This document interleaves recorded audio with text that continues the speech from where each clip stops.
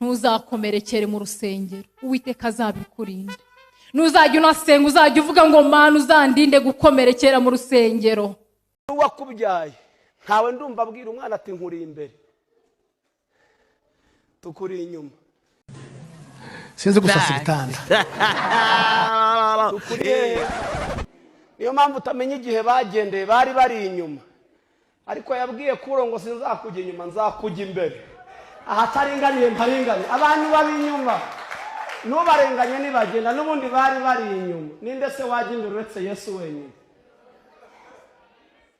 Uzumva ifite umushinga umugore abatishe Mana uzandinde gukomerekera mu nzu yawe, nzahora nihumure mu nzu yawe. Igihe kimwe aho twasengeraga nkiri muto, aho nakuriye mu rusengero, bagiriye ishyari mama. Ibyo ndabivuga mbihagaze kuko ndabizi neza, nejo nabisubiramo nejo bundi. Because you understand. Nubwo abantu bavuga, even if people ngo talk, dore uko aresha, look at how they ugumana are. amahoro yawe. Bakavuga ngo kuki by'Imana imubwiye bisohora, twebwe twasenga bikanga. Abantu bavuga, Even if people ngo say ni mubi, he's ugumana ugly, amahoro Cyo yawe. nkundira abana b'abantu ati hari indi myuka akorana nayo, kandi iyo myuka nabo barayishakaga wenda.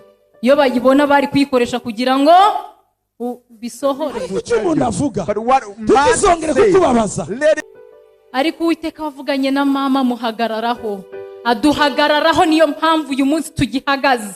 Haleluya. Byakabaye ko tuva mu byizerwa. Hari umuntu kureba ati kuri umukene Imana ivugana nawe gute? Ko nge nariye ngahaga nkanasenga meze neza mpomeye, wowe Imana irakuvugiramo gute? Imana Kuko icyakubabaza, because what hurts nico you Yesu yakubwiye. is what did not Kuko offend siwe you. soko y'amahoro yawe, For they are not the source of siwe your soko peace. y'umugisha They wawe, are not the source of your siwe blessing. soko yo gukomera. batakubona uri wenyine, ariko dukeneye kuzura umwuka wera, apana kuririmba. Kandi dukeneye umwuka wera wo kuvuga mu ndimi, dukeneye umwuka wera wo kunesha icyaha. Ntongere mbabwire rero, umuntu ufite impano y'umwuka wera hano, uvuga mu ndimi werekwa ko ufite n'icyaha, uzawusubizaho ukuye.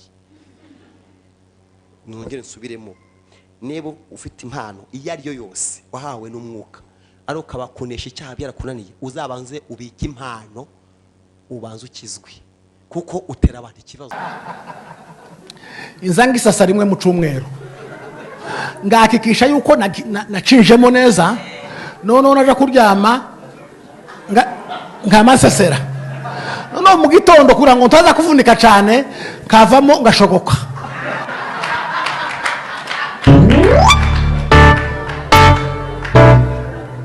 Icyo ngicyo cyarananiye aho